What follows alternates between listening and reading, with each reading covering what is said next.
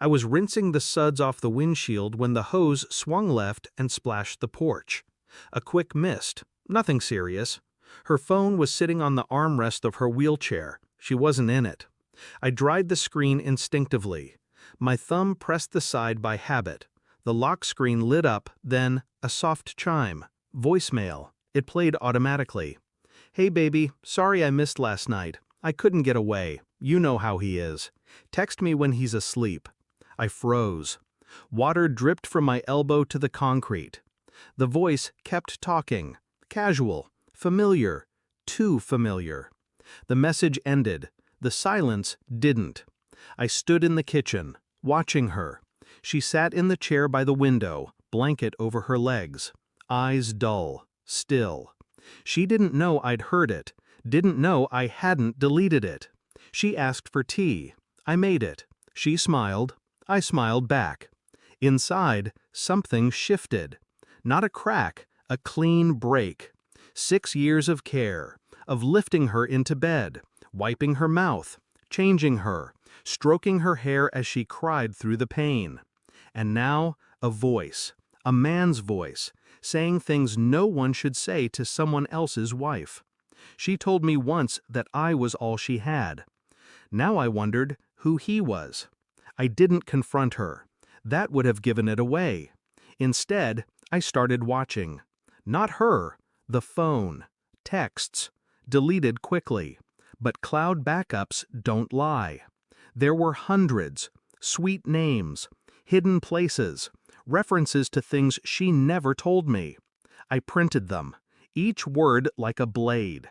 I checked her calendar, doctor visits she never attended, therapy appointments that never happened. I tracked one location, a motel off Route 4, cheap, discreet, close enough for lies. I waited outside in my car, watched her arrive in a cab, watched him open the door. Not a nurse, not a therapist, younger, athletic, the kind of man who wouldn't bathe someone. He'd use them. She smiled when she saw him. No limp, no weakness. She walked. I didn't breathe for a full minute. I made copies of everything, photos, messages, timestamps, a printout of the motel receipt charged to my name. I placed them all in a plain folder. No labels, no titles. Just evidence. The next morning, I brought her breakfast in bed. She looked tired, pretended to be weaker than usual. I sat beside her, laid the folder gently on her lap. "Open it," I said. She did. Her hands shook. Page after page, lie after lie. She didn't speak, didn't cry, only looked up and whispered, "It wasn't supposed to be like this." I stared at her for a long time. "You could walk," I said. She looked away. I nodded once. Then I walked out of the room. I didn't scream. Didn't ask why. I filed paperwork instead. Divorce, fraud, insurance investigation. I called her family, sent them copies of her disability records and video from the motel. Told them they could keep her. I was done. I canceled her caregiver benefits, reported the false claims, watched her lose the home care stipends she'd siphoned under my name. I called him once, said nothing, let the silence answer the phone. Then I changed the locks, left her wheelchair on the porch. She showed up 3 days later, on foot. I didn't open the door. She pounded for hours, screamed, sobbed, begged.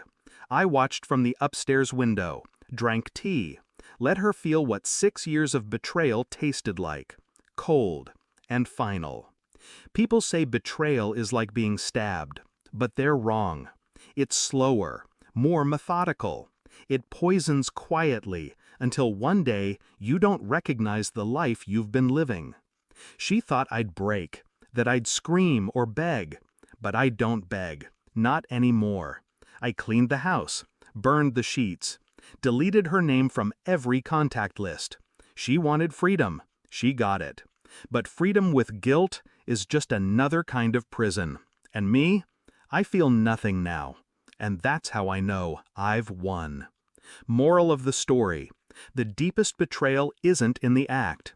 It's in the years someone let you love them while they lied to your face. But the most exacting revenge isn't rage. It's letting the truth strip them bare while you walk away without ever raising your voice.